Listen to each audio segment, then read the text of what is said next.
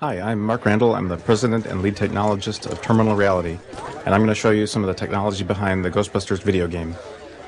This is a scene outside the New York Public Library. Of course, the Ghostbusters came here in the first movie, and if you remember from that movie, they were less than successful at capturing the Gray Lady Ghost. So in the Ghostbusters video game, you may get another visit to try to finish that job. You can see here the outside lighting in the Infernal Engine. The Infernal Engine is the technology we use to create the Ghostbusters video game. The Infernal Engine is created in-house at Terminal Reality. Here I'm going to climb up the stairs of the New York Public Library now so you can get a better view of what's going on in the city. You can see all the crowds, the trees. Pretty much, as far as the eye can see, we can render. So there's no limitations now on the amount of visibility we can have in this game. I'm going to go inside here now so you can see, look at some of the indoor lighting. Notice that there was a smooth transition from inside to outside. You can see the light glows coming through, light rays. I'm going to walk up the stairs now and show you the proton beam. Of course, it wouldn't be a Ghostbusters game without the proton beam. Anything you shoot in the Ghostbusters game will react to where I actually hit it. In this case, I sliced a statue purely in half where I shot. You can really see a good look now at the environment. The outside is still there. You can really get a good idea now of what radiosity lighting looks like.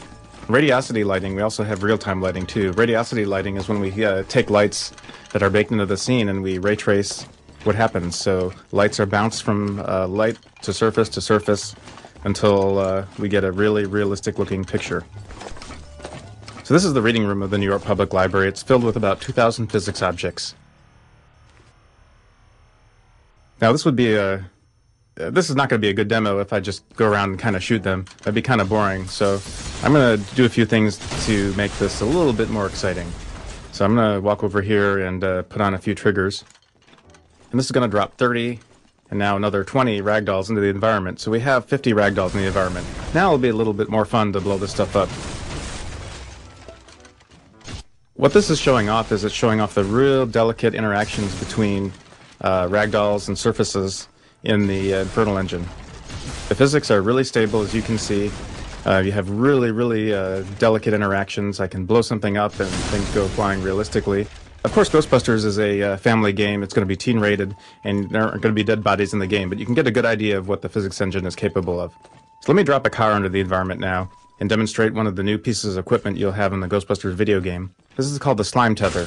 What the slime tether does is it enables you to manipulate objects in your environment. So yeah, it's great to have all this physics in your game, but if you can't do something with it, then what's the point? So in the Ghostbusters video game, we take physics to the next level, and we actually have you solve physical puzzles in the environment by using the slime tether and other items in the environment to be able to move things out of the way, open doors, what have you, to continue your progress in the video game. So physics gameplay is what we're trying to achieve here. Of course, this is just a demonstration of the technology, but you can get an idea of what we're trying to achieve in this game.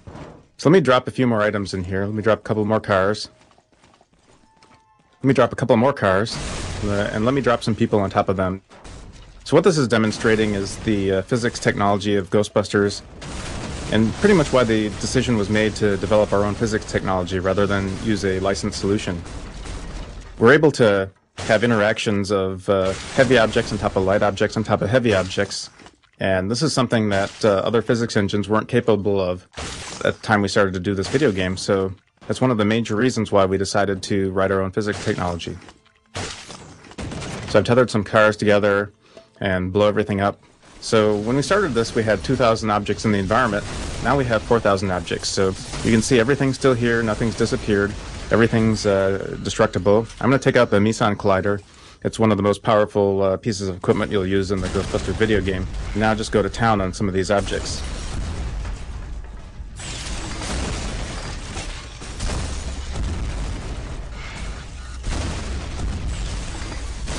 Everything is still destructible, everything's still fluid, and you can still interact with everything, and all this is running real time through capture on my PlayStation 3.